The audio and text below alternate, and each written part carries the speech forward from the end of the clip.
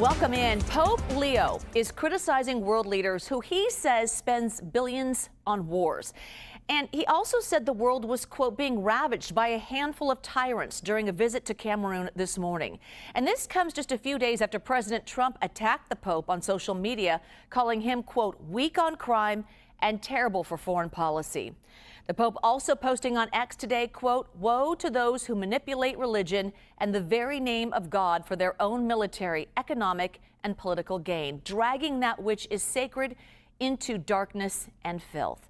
The CBS News correspondent Natalie Brand joining us live now. So, Natalie, what are we hearing from the White House about the Pope's comments? Well, President Trump, before leaving for Las Vegas, was asked a number of questions about the Pope, and he seemed to try to downplay the feud, saying that he has no personal issue with the Pope, but that he has a right to disagree. He then pivoted to defending the war in Iran and stressing the importance of Iran not having a nuclear weapon. Here's more of what he told reporters on the South Lawn. The Pope made a statement. He says Iran can have a nuclear weapon. I say Iran cannot have a nuclear weapon.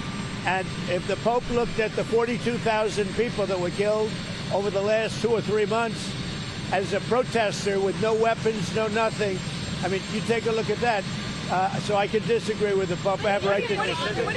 I have a right to disagree with the Pope. What do you say to people who see that, who see your criticism of the... Look, nothing.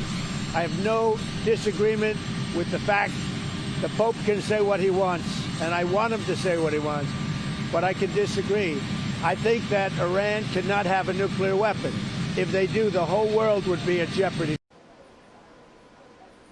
Now, the president was also asked if he plans to meet with Pope Leo in person to kind of try to iron things out. He said he doesn't think that that's necessary. Now, a lot of the questions obviously focused on the latest in Iran and negotiations there. The president making some news that he says negotiation, that second round of talks, could happen potentially this weekend. He also struck a very optimistic tone about how they are going, but reiterated multiple times that his red line remains no nuclear weapons, which, of course, Juliet, has been the key sticking point. And also the president, of course, this afternoon touting the new ceasefire in Lebanon announced earlier today between Israel and Lebanon. Of course, Israeli strikes have focused on the Iranian proxy Hezbollah in Lebanon. That new ceasefire expected to take effect next hour.